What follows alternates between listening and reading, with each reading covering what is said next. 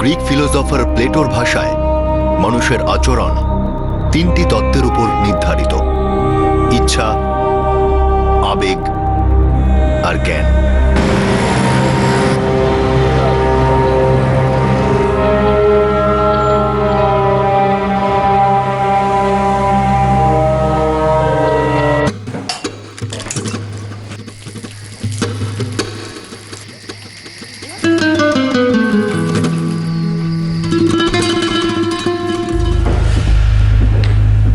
মানুষের মুখ মিথ্যে বলতে পারে, কিন্তু প্রায়শই তার বডি ল্যাঙ্গুয়েজ ওই মিথ্যেটাকে ধরিয়ে দেয়। আমাদের কনসিয়াস মাইন্ড সত্যিটাকে লুকিয়ে রাখতে পারে, কিন্তু আমাদের যে আনকনসিয়াস মাইন্ড বা সাবকনসিয়াস মাইন্ড আছে, সেটা লুকিয়ে রাখা সত্যি এবং দেখতে পাওয়া মিথ্যের সবসময় পর্দাফাঁস করে দেয়। এটা আমাদের মস্তিষ্কের সেই অবস্থা যেটা জাগ্রত অবস্থায় আধা ঘুমে থাকে এবং ঘুমের সময় পুরোপুরি জাগ্রত। আর প্রায়শই ঘুমের মধ্যে বলা কথা বা আনকনসিয়াস কন্ডিশনে বলা কথা বলা হয় সত্যের খুব কাছাকাছি থাকে।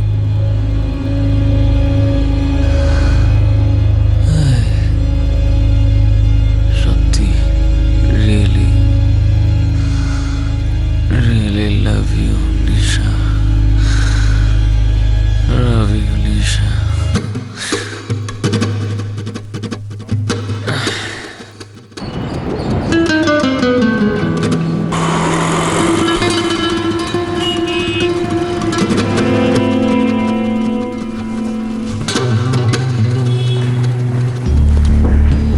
বাই বাবা। আরে হরি, কোথায় যাচ্ছিস? আমাকে কলেজে ড্রপ করে দিবি? সরি বাবা, কিন্তু আমি অন্যদিকে যাচ্ছি। আমার একটু জরুরি কাজ আছে, আমি আসছি প্লিজ। কিসের আর্জেন্ট কাজ রে? কোনো জব ইন্টারভিউর জন্য যাচ্ছিস নাকি? মা, চাকরির ইন্টারভিউ হলে তো প্রথমে তোমাকেই বলতাম। হ্যাঁ, এখন লেট হচ্ছে, আসছি, বাই।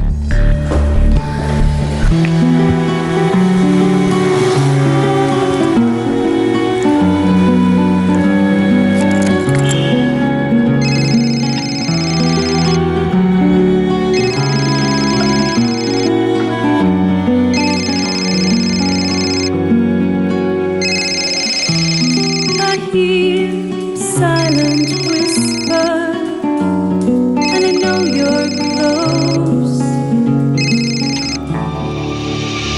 হ্যালো,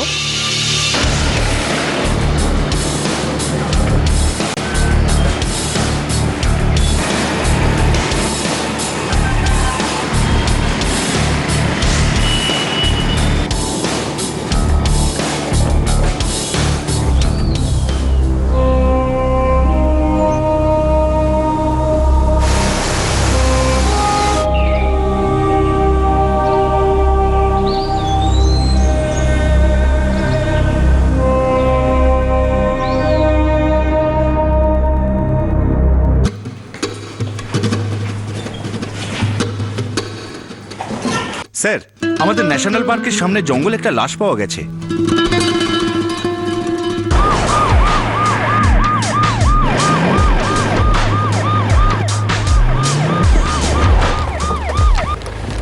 আমি ফোন করেছিলাম স্যার।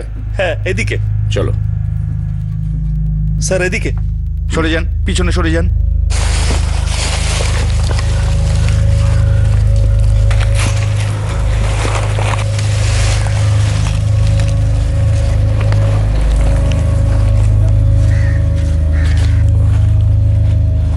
তুমি লাশটাকে প্রথম দেখো? হ্যাঁ, আশেপাশেই থাকো? আধা ঘন্টা আগে আমি এই পথ দিয়ে যাচ্ছিলাম স্যার, তখনই এই লাশটাকে আমি দেখি আর আপনাকে ফোন করি। স্যার, বডিতে কোনো আইডেন্টিফিকেশন নেই। ঠিক আছে, তুমি লাশটাকে পোস্টমর্টেমের জন্য পাঠিয়ে দাও আর আশেপাশের পুরো এরিয়াটাকে স্ক্যান করো।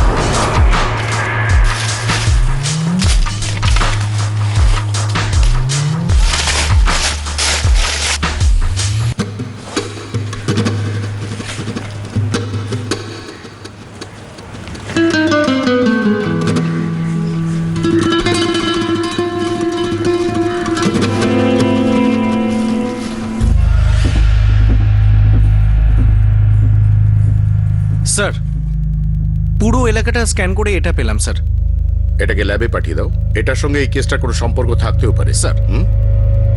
লাস্টের একটা ফটোগ্রাফ নিয়ে নাও আর সমস্ত পুলিশ স্টেশনে পাঠিয়ে দাও। হতেও পারে কোনো না কোনো থানায় এর নামে কোনো মিসিং কমপ্লেন আছে।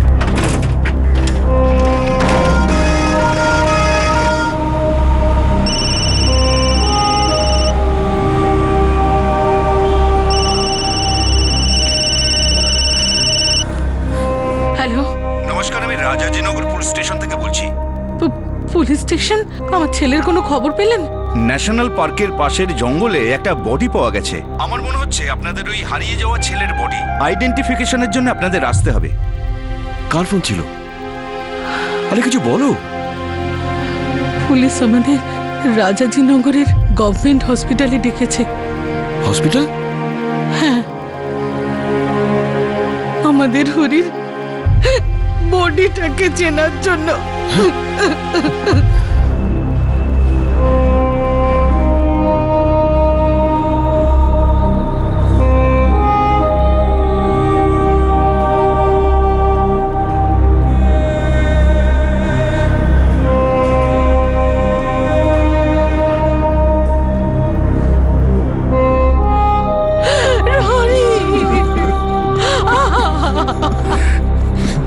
আমার জন্য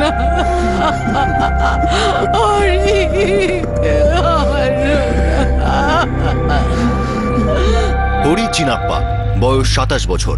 26 অক্টোবর 2012-তে তাকে বেঙ্গালুরুর বানেরঘাটা ন্যাশনাল পার্কের কাছে মৃত অবস্থায় পাওয়া যায়। হরি ওখানে কেন গিয়েছিল আর তার মৃত্যু কেন এবং কিভাবে হয়েছিল? হরি 25 অক্টোবর 2012-তে বাড়ি থেকে বেরিয়েছিল।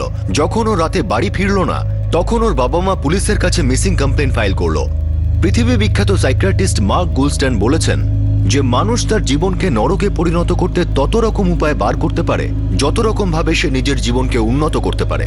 ও ডিস্টার্ব তো ছিলই স্যার, কারণ ও কোনো চাকরি পাচ্ছিল না। তাও কতদিন হলো জব পাচ্ছিল না? আর কবে থেকে ডিস্টার্ব ছিল? এই প্রায় গত 6 মাস ধরে। হরি একজন সফটওয়্যার ইঞ্জিনিয়ার ছিল। 6 মাস আগে ওর জব চলে যায়। তখন থেকেই ও খুব চিন্তিত ছিল। তুমি হরির ফিয়ান্সে? হ্যাঁ স্যার। আপনারা বলছেন বাইরে যাওয়ার সময় হরি মোটরসাইকেলে গেছিল, আগে হ্যাঁ, কিন্তু লাশের কাছে কোনো মোটরসাইকেল ছিল না। আমরা তো এটাও জানি না যে হরি বানেরঘাটা ন্যাশনাল পার্কের পাশে জঙ্গলে কেন গেছিল। ও তো বলেছিল যে ওর একটা ভীষণ আর্জেন্ট কাজের জন্য বাড়ি যেতে হচ্ছে। আচ্ছা এটা বলুন, হরি এর আগে কখনো সুইসাইড ট্রাই করেছিল? মানে কোনো পুরনো ডিপ্রেশন? হরি কখনো কখনো ডিপ্রেস থাকতো। তুমি কখনো কথা বলেছো ওর সাথে এই ডিপ্রেশনের ব্যাপারে? না, ও কখনো ডিরেক্টলি বলেনি, কিন্তু আমি জেনে যেতাম। কিভাবে? ওর ফ্রেন্ডস বুক স্ট্যাটাস মেসেজগুলো খুবই ডিপ্রেসিং লাগতো আমার। পৃথিবীতে কোনো কিছুরই মানে নেই, ভালোবাসারও না। তুমি যখন অপেক্ষা করো সেই একটা মুহূর্তের, আর সেই মুহূর্তটা না পাওয়া অবধি নিজের মস্তিষ্ককে ঠান্ডা রাখতে হবে। I agree Hari. মস্তিষ্ক একটা প্লেগ্রাউন্ড। পৃথিবী এখানেই শুরু, এখানেই শেষ। আমরা চাইছিলাম হরি বিয়ে করে নিক, বিয়ের পরে সব ঠিক হয়ে যাবে। কিন্তু হরি জেদ ধরেছিল বিয়ে যদি করে তাহলে চাকরি পাওয়ার পরে। স্যার, আচ্ছা, আমি হয়তো আপনাদের আবার ডাকতে পারি। আমাকে একটু বেরোতে হবে পোস্টমর্টেম রিপোর্ট নিতে। থ্যাঙ্কস।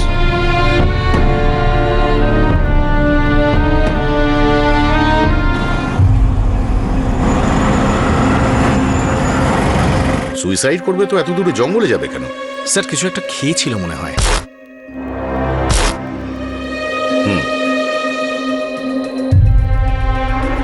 লাশ যে সময় পাওয়া গিয়েছে তার 18 ঘন্টা আগেই এর মৃত্যু হয়েছিল। মানে মৃত্যু কালকে হয়? হ্যাঁ ঠিকই, দুপুরবেলা 12টা থেকে 1টার মধ্যে। স্যার ওর মা বাবা বলছিলেন যে গতকাল 11:30টা নাগাদ বাড়ি থেকে বেরিয়েছিল। হ্যাঁ, রাজাজিনগর থেকে বাইকে করে বানারঘাটটা ন্যাশনাল পার্ক অব্দি 1 ঘন্টা তো লাগবেই। শরীরে অ্যালকোহলের উপস্থিতির পাশাপাশি বেন্টিয়াম ফসফেটও পাওয়া গেছে। বেন্টিয়াম ফসফেট মানে ইঁদুর মারতে যা কাজে লাগে? কারেক্ট। রিসেন্টলি এই কেমিক্যালটা অনেক সুইসাইড কেসে ব্যবহার হচ্ছে দেখছি। Correct again. আমি যখন লাশের মুখে এই ফেনাটা দেখলাম তখনই হয়তো আমি ভেবে নিতে পারতাম যে এটা সুইসাইড, কিন্তু তখন আমি এর গলায় এই দাগটা দেখলাম। এই দেখুন। ইউ আর রাইট স্যার, রক্তের নমুনায় বেন্টিয়াম ফসফেট পাওয়া গেলেও আসলে এর মৃত্যুর কারণ সাফোকেশন। গলার উইন্ড পাইপ চোখ হয়ে যাওয়ার জন্য এর মৃত্যু হয়েছে।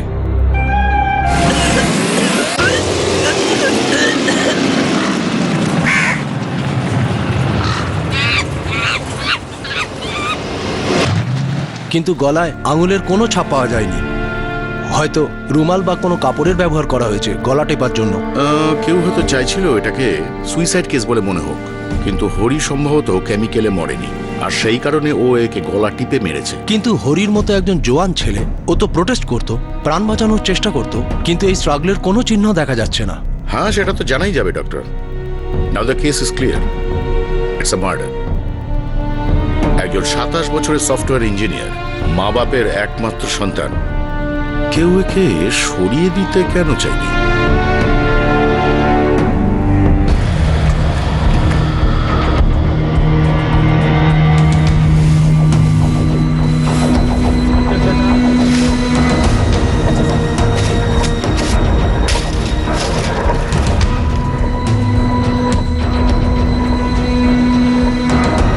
স্যার, সেলফোনটা মিসিং, কোথাও পেলাম না। আর আউট অফ সার্ভিসও? হ্যাঁ স্যার। দিনেশ, এর সেল ফোনের রেকর্ড থেকেও কোনো সূত্র পাওয়া গেলেও যেতে পারে। মেবি কিছু পাওয়া গেল, ইন্টারেস্টিং কিছু।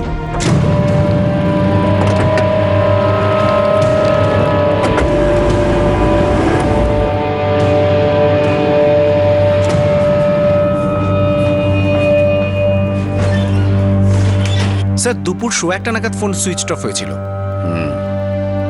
মানে মার্ডারের 15 মিনিট পরে। Yes sir. আর স্যার, লাস্ট কলটা নিশাকে করেছিল।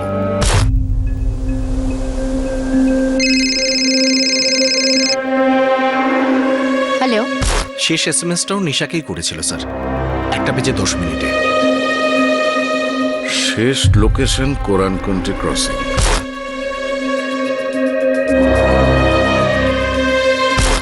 মারা গেল বানারঘাটটা ন্যাশনাল পার্কের মধ্যে, বডিও ওখানেই পাওয়া গেল, কিন্তু ফোনের শেষ লোকেশন কোরানকুন্টি ক্রসিং। ব্যাপারটা খুব অদ্ভুত না?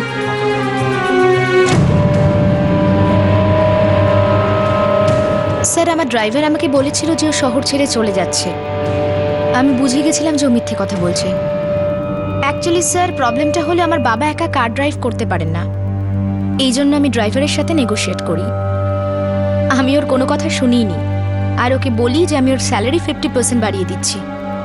দ্যাট ওয়াজ ইট। ও রাজি হয়ে গেল। আর তুমি ওকে লোভ দেখালে? Not really so.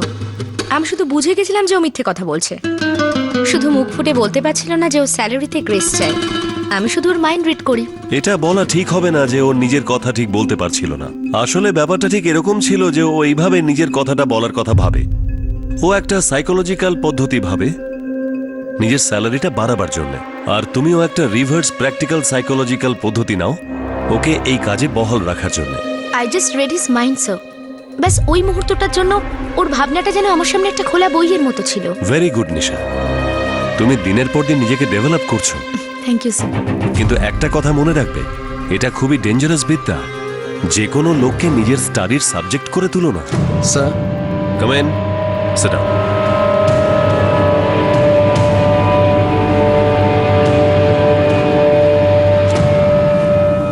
Nisha? Yes sir.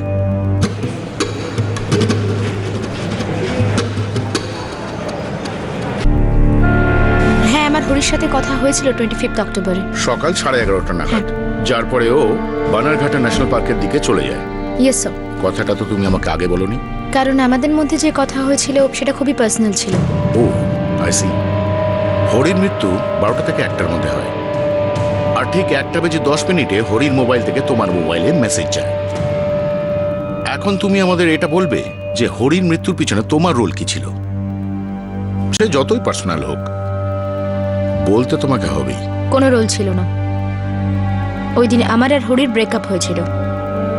Hari আমাকে শুধু এই মেসেজটাই দিতে চেয়েছিল যে ও এঙ্গেজমেন্টটা ভেঙে দিতে চায়। ও তোমাকে এই কথাটা ফোনে বলেছিল? আগে না, আমাদের দেখা হয়েছিল। কোথায়? প্রথমে কোরানকুন্ডি ক্রসিং এ, যেখান থেকে ও আমাকে পিক আপ করেছিল।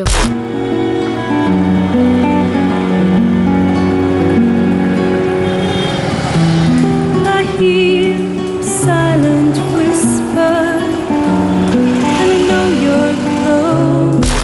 তারপর ওখান থেকে হরি আমাকে বানারঘাটা ন্যাশনাল পার্কে নিয়ে গেছিল। তুমি ওর সাথে গেলে? হ্যাঁ, আমি গেছিলাম। তুমি ওর সঙ্গে কতক্ষণ ছিলে? বেশিক্ষণ না, এই 10 মিনিট। নিশা,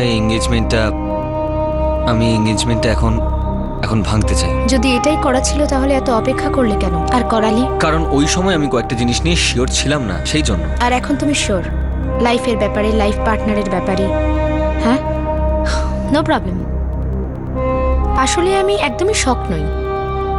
আমি তো আগেই জেনে গেছিলাম, আমি ভাইব্রেশনটা ফিল করেছিলাম যে কখনো না কখনো তো এটা হওয়ারই ছিল। কিন্তু আই এম গ্ল্যাড হরি যে ফাইনালি তুমি এই ডিসিশনটা তো নিলে। ভালোই হয়েছে। কিন্তু সত্যি কথা বলতে কি, তুমি শুধু এই কথাটা বলার জন্য এখানে এই জঙ্গলে তোমার আর আমার সময় নষ্ট করার কোনো দরকার ছিল না। তুমি আমাকে ফোন করতে পারতে, SMS করতে পারতে, কিংবা ওই তোমার ফ্রেন্ডস বুক ওখানে মেসেজ করে দিতে। তুমি এতদিন ধরে নিজের থেকে লুকোচ্ছিলে, কিন্তু আমার থেকে কিছুই লুকোয়নি হরি। তুমি যদি বলে দিতে আমি মেনে নিতাম।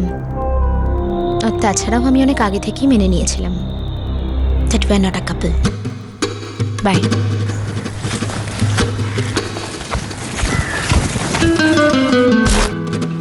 এত দূরে বানারঘাটা ন্যাশনাল পার্কের জঙ্গলের ভিতরে তোমাকে নিয়ে গেল শুধু এটা বলতে যে তোমার সাথে এনগেজমেন্ট ভেঙে দিচ্ছে? ও তো মেনু কার্ড দেখে একটা ডিশ অর্ডার করার জন্য 1 ঘন্টা লাগাতো। হ্যাঁ, একটা কথা আছে যেটা আমি 6 মাস ধরে জানতাম। কি কথা? ওর কোনো মেয়ের সঙ্গে অ্যাফেয়ার চলছিল। আমি তো এভাবেই ধরে ফেলেছিলাম, কিন্তু তারপরেও আমাকে মিথ্যের পর মিথ্যে বলতে লাগলো। ও যে তোমাকে SMS-টা পাঠিয়েছিল, কি ছিল এই SMS-এ?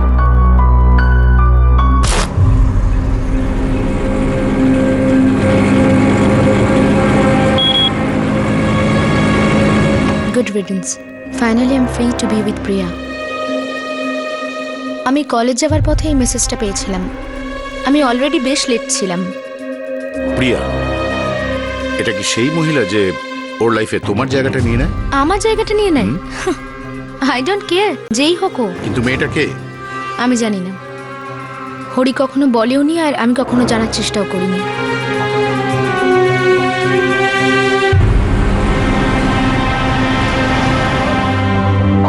ভীষণ কনফিউজিং হয়ে গেল। হরি প্রিয়াকে দুপুর 1:10 SMS কিভাবে পাঠালো, যখন পোস্টমর্টেম রিপোর্ট বলছে হরির মৃত্যু দুপুর 12টা থেকে 1টার মধ্যে হয়? আচ্ছা, পোস্টমর্টেম রিপোর্ট আঁকানো হয় আমরা 15 মিনিটের মার্জিন দিয়েই দিলাম। তাহলেও ও বানারঘাটটা থেকে কোনারকুন্টা ক্রসিং পৌঁছালো কি করে? আর তারপরে আবার বানারঘাটটা ফিরে গেল আর সেইখানে মরে গেল? স্যার, কেউ হয়তো ওর সেলটা নিয়ে কোনারকুন্টা ক্রসিংয়ে গেল আর তারপর ওখান থেকে SMS করলো। সে নিশ্চয়ই এই ব্রেকআপের ব্যাপারটা জানতো আর নিশার ওপরে কোনো গেম খেলছে হয়তো। প্রিয়া, এই প্রিয়ার ব্যাপারে খোঁজ নিতে হবে। বডি কাল পাওয়া যাবে, কিছু ফর্মালিটিস বাকি আছে। হরি আমাদের একমাত্র ছেলে ছিল। প্রিয়াকে আমরা তো ওর কথা শুনিনি আগে। হরি কখনো আপনাদের বলেনি? না, কখনো না। শোনা যাচ্ছে যে হরির সঙ্গে প্রিয়া বলে একটা মেয়ের অ্যাফেয়ার চলছিল। ননসেন্স। আমার ছেলে কখনো এরকম ছিল না স্যার। ও নিশাকে 2 বছর ধরে ভালোবাসে, ওদের এঙ্গেজমেন্ট হয়েছিল। ও অন্য মেয়ের সাথে নেভার। মারা যাবার ঠিক কয়েক মিনিট আগে হরি নিশাকে বলে যে ও এনগেজমেন্ট ভেঙে দিতে চায়। এটা কি করে হতে পারে? নিশাই আমাদের বলেছে।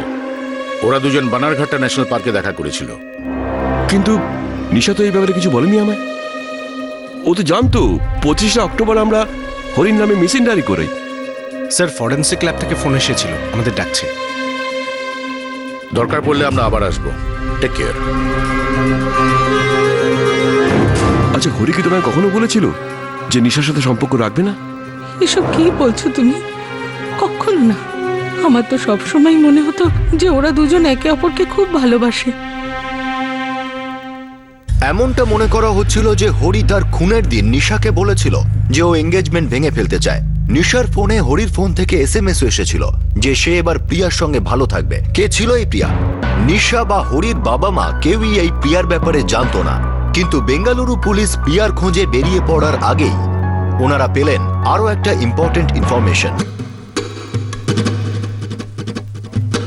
এই স্টেরোফোম কাপে বেন্টিয়াম ফসফেটের সাথে সাথে মদের ট্রেসও পাওয়া গেছে।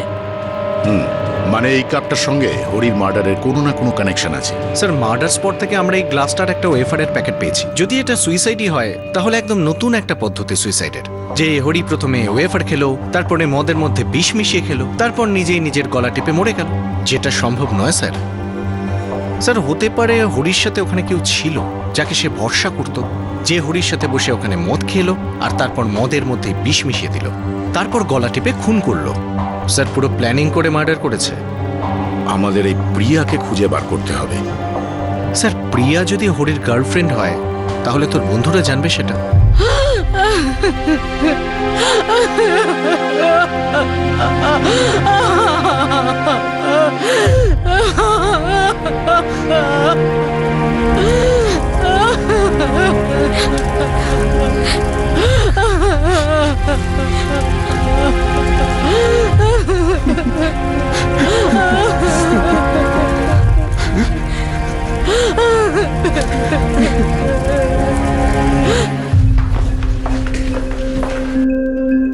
নো স্যার, প্রিয়া নামের কোনো মেয়ে শেষকৃত্যে আসেনি।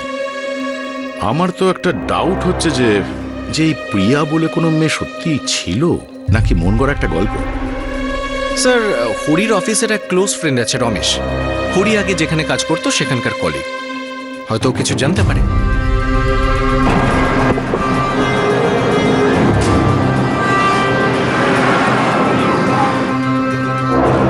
হ্যাঁ স্যার, আমার সাথে হরির বন্ধুত্ব ছিল।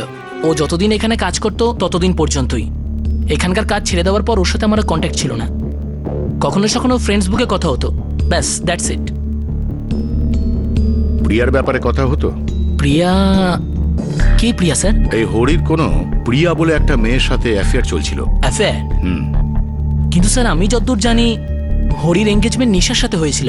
ইনফ্যাক্ট আমিও সেখানে ছিলাম, আর দুজনকে ভালোই মানিয়েছিল। হরি আর নিশার মধ্যে অনেকদিন থেকে একটা ঝগড়া চলছিল, আর নিজের মৃত্যুর ঠিক কয়েক মিনিট আগে নিশাকেও বলেছিল এনগেজমেন্ট ভেঙে দিচ্ছে, তাও সেটাই প্রিয়ার জন্য। সরি স্যার, আমি প্রিয়া বলে কাউকে চিনি না। স্যার এই নিশা বোধহয় আমাদের মিথ্যে বলছে, গল্প বলছে আমাদের। পসিবল, কিন্তু কেন? হরির মৃত্যু থেকে ও কি পাবে? আর তাছাড়া হরি তো ওর সাথে ব্রেকআপ করেই ফেলেছিল। রাগের মাথায় হয়তো করে ফেলেছে, হয়তো এই প্রিয়াকে নিয়ে কিছু ঝামেলা হয়েছিল। কিন্তু এই প্রিয়াকে পাওয়া যাবে কোথায়?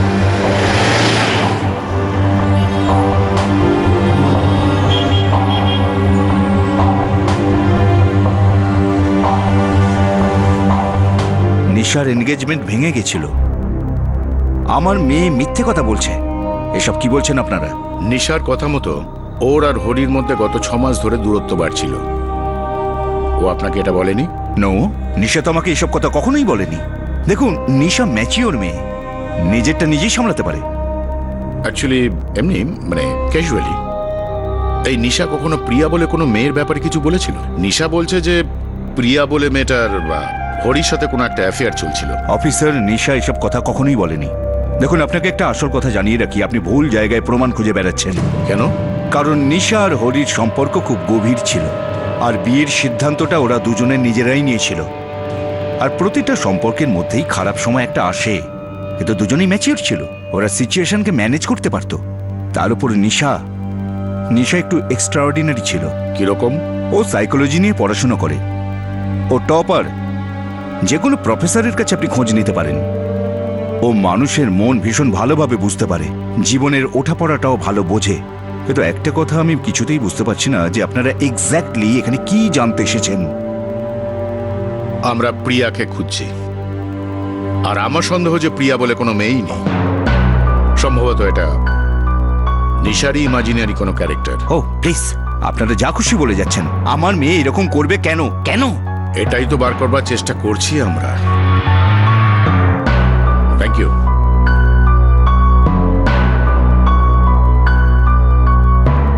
প্রিয়া এবার একটা গভীর রহস্য হয়ে উঠল। কিন্তু ও কি সত্যি এক্সিস্ট করতো, নাকি শুধুমাত্র নিশার মন গড়া ক্রিয়েশন ছিল? তাহলে ওই এসএমএসটা কে পাঠিয়েছিল, আর কি উদ্দেশ্যে? হরি নিশাকে আগে কেন বলেছিল যে সে নিশার সঙ্গে ব্রেকআপ করতে চায়, আর তারপর ও এসএমএস পাঠায় যে ও প্রিয়ার সঙ্গে ভালো থাকবে? কিছু তো গোলমাল ছিল।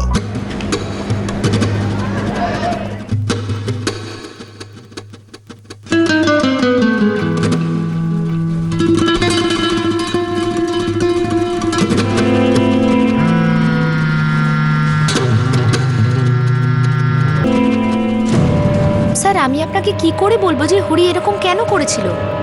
ও আমাকে ন্যাশনাল পার্কের কাছে ডেকেছিল এটা বলার জন্য যে আমাদের সম্পর্কটা শেষ হয়ে গেছে, আর তারপরেও আমাকে মেসেজ করলো যে ও প্রিয়ার সঙ্গে ভালো থাকবে। এর থেকে বেশি আমি আর কি বলতে পারবো? হরির ব্যাপারে বলতে পারো, হবু স্বামী ছিল ও তোমার। স্যার আমি তো আপনাকে আগেই বলেছি। ঠিক আছে, রিপিট করে দিচ্ছি। 6 মাস আগে হরির জব চলে গেছিল। তারপরই ও খুব হতাশায় ভুগছিল। ওর বেকারত্বকে কুড়ে কুড়ে খাচ্ছিল। আর হতাশাগ্রস্ত লোকের সাথে এরকম হামেশাই হয়, তারা নিজের লোকের থেকে দূরে চলে যায় আর নতুন সম্পর্ক তৈরি করে। হয়তো এই জন্য হরি প্রিয়ার এত ক্লোজ হয়ে গেছিল। আই ডোন্ট নো, হয়তো। তোমরা দুজনে কিভাবে ক্লোজ হয়েছিলে, মানে কিভাবে দেখা হয়েছিল তোমাদের? কিরকম তোমাদের লাভ স্টোরিটা? আমাদের দুজনের 2 বছর আগে অক্টোবর 2010-এ আলাপ হয়। আমাদের ফ্রেন্ডশিপ ইন্টারনেটে হয়েছিল।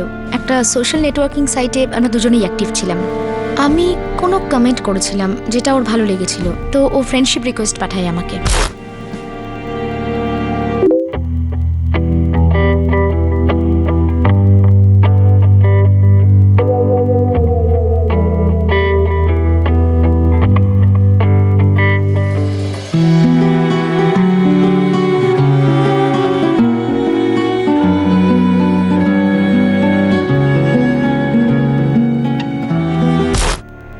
আমাদের অনলাইন রোম্যান্স রিয়েল লাইফে কনভার্ট হলো। আমাদের দেখা হলো, ভালোবাসা গভীর হলো। আর তারপর 1 বছর পরে সেপ্টেম্বর 2011-এ আমরা আমাদের প্যারেন্টসকে বললাম।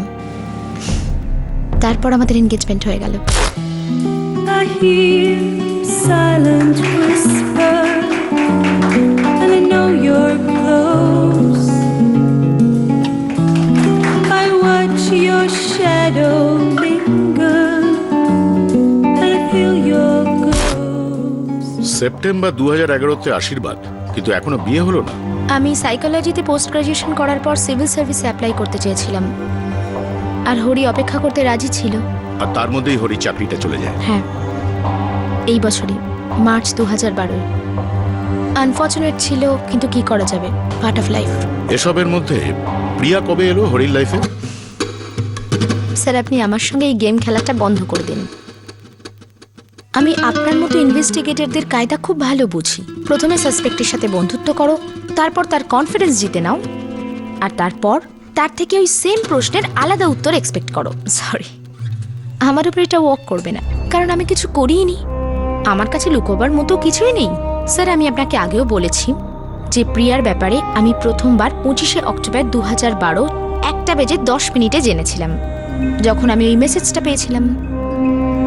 আরেকবার রিপিট করবো স্যার? নিশা, তুমি সত্যি সাইকোলজির একজন খুব ভালো স্টুডেন্ট। এখনো স্টুডেন্ট, এখনো পর্যন্ত জীবনের আসল রূপটা তুমি দেখোনি। আমি খুব জোর দিয়ে বলতে পারি যে তোমার এই প্রিয়া আসলে কেউ নয়। স্যার আপনি আমার প্রশংসা করার সাথে সাথে আমাকে প্রভোগ করার চেষ্টা করছেন। বাট সরি, আপনি যতই চেষ্টা করুন না কেন, আমি এটা মানব না যে আমি হরিকে খুন করেছি, কারণ আমি ওকে মারিনি। হ্যাঁ, আমি এটা জেনে গেছিলাম যে হরি আমাকে ছাড়তে চায়, ও আমার থেকে ফেড আপ হয়ে গেছে, কিন্তু ওর এটা বলার সাহস ছিল না। কিন্তু আমার সাহস আছে সবকিছু ফেস করার।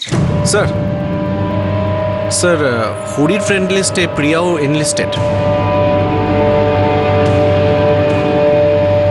স্যার ম্যানেজমেন্টের student, Parsi management institute, Hosur road, Bangalore. There, এবার খুশি?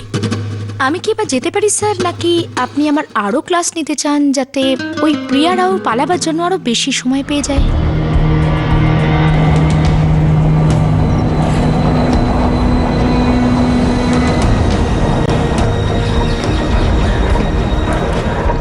হরি চিনাপ্পা, সরি, আমার এরকম কোনো ফ্রেন্ড নেই। কিন্তু ফ্রেন্ডস বুক তো অন্যরকমই কিছু বলছে। স্যার ফ্রেন্ডস বুকে তো যে কোনো মেয়েরই রোজ অনেকগুলো রিকোয়েস্ট আসে, তাই আমি অ্যাকসেপ্ট করে নিয়েছি। তাকে না চিনেই? স্যার ফ্রেন্ডস বুকের আরেকটা মানেও হয় আপনি অন্য লোককে চিনুন এবং বন্ধু তৈরি করুন। এই জন্য ফ্রেন্ড রিকোয়েস্ট অ্যাকসেপ্ট করে নিয়েছি। একে অন্যের ফ্রেন্ড লিস্টে তো থাকি, কিন্তু কখনো ইন্টারাকশনই হয়নি।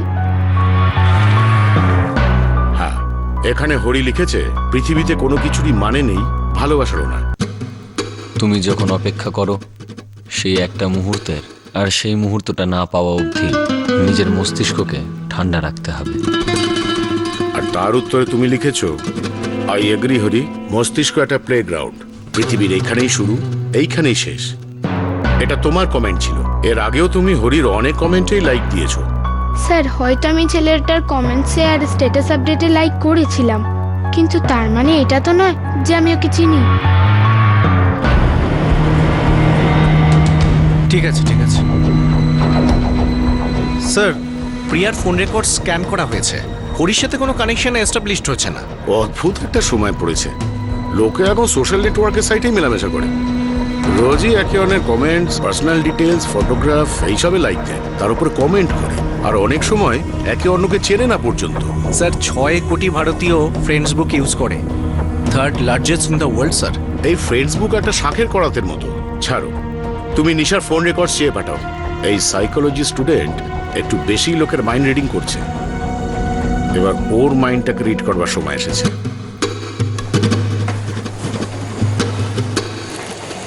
নিশা, এটা কি সত্যি যে তুমি আর হরি বিয়েটা ভাঙতে চেয়েছিলে? এটা কবে হলো নিশা? হ্যাঁ, যেদিন হরির মার্ডার হয়েছিল ওই দিনই ও আমাকে বলে দিয়েছিল যে ওই এনগেজমেন্টটা ভাঙতে চায়। আমি তো কয়েক মাস আগে থেকেই জানতাম যে আমাদের রিলেশনশিপটা টালমাটাল অবস্থায়। এত বড় কথাটা তুমি আমাদের বলার প্রয়োজন মনে করলে না? মা, আমি শিওর জানতাম না। অপেক্ষা করছিলাম যে হরি কোনো সিদ্ধান্ত নিক আর নিজে এসে আমাকে বলুক, আর ও নিজেও এই ব্যাপারটায় শিওর হোক যে ও এটাই করতে চায়। নিশা, এই ঘটনার জন্য কি প্রিয়া নামে কোনো মেয়ে দায়ী?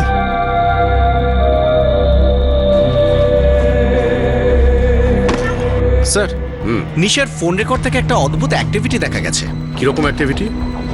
স্যার 25 অক্টোবর 2012 যেদিন হরি খুন হয় সেদিন নিশার ফোন টাওয়ার লোকেশন বানেরঘাটটা ন্যাশনাল পার্কের কাছেই ছিল। হ্যাঁ, কিন্তু ও তো আমাদের অলরেডি বলেইছে যে ও সেদিন ওখানে দেখা করেছিল। কিন্তু স্যার একটা নাম্বারের সাথে নিশা রেগুলার টাচে ছিল, 4445556668। কার নম্বর এটা? স্যার বেলগাঁওয়ের কোনো এক নাগেশ গৌড়া।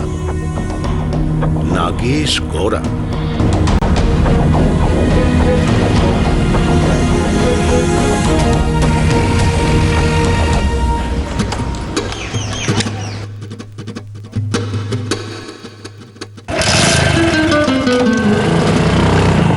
এখন এই নাগেশ গৌড়া নিশার সাথে বা হরির মার্ডারের সাথে কি কানেকশন থাকতে পারে?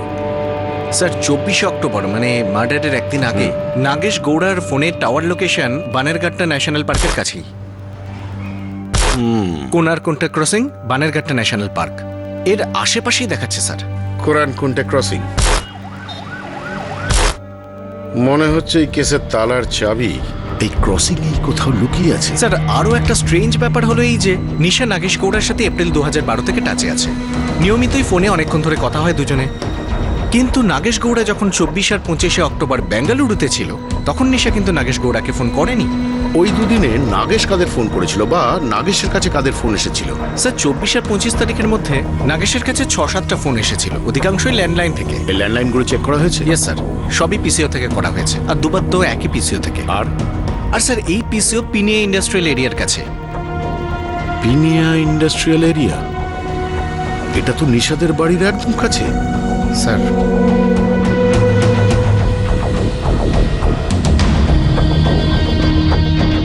সাইকোলজির স্টুডেন্ট খুব চালাকি করছে আমাদের সাথে। তুলে আনবো স্যার? নো, আগে নাগেশ গৌড়ার সাথে একটু বোঝাপড়া করে নি, তারপরে এই সাইকোলজিক্যাল খেলার রুলস আমরা বানাবো।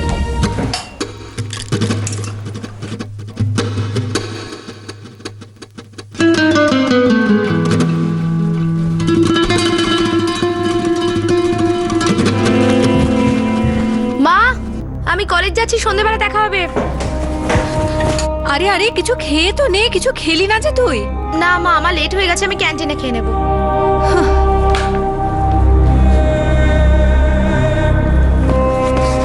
বাই মা। বাই সোনা।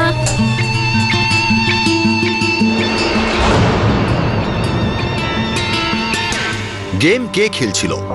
হরি চিনাপ্পাকে কে মারতে চাইছিল এবং কেন? এই খুন একটা অদ্ভুত রহস্যে ঘেরা ছিল। পীড়িতের শরীরে বিষ মিশেছিল, কিন্তু তার মৃত্যু হয়েছিল গলা টেপার ফলে। এটা কি ধরনের সাইকোলজিক্যাল ড্রামা ছিল? বানেরঘাটা ন্যাশনাল পার্কের জঙ্গলে যাওয়ার আগে হরি তার বাগদত্তা নিশাকে ফোন করেছিল। সে নিশাকে কোরানকুন্টি ক্রসিং থেকে বাইকে পিক আপ করে আর ন্যাশনাল পার্কে নিয়ে যায়, আর তাকে বলে যে সে বিয়ে ভাঙতে চায়। আর তার 10 মিনিট পরেই হরি মারা যায়।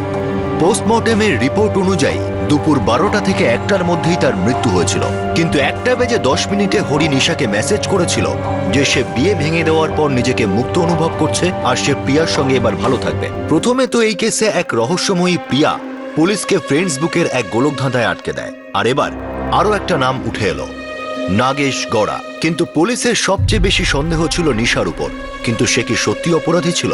বিখ্যাত গ্রিক ফিলোসফার প্লেটোর ভাষায় মানুষের স্বভাব 3টে তত্ত্বের উপর নির্ভরশীল: জ্ঞান, ইচ্ছা আর আবেগ।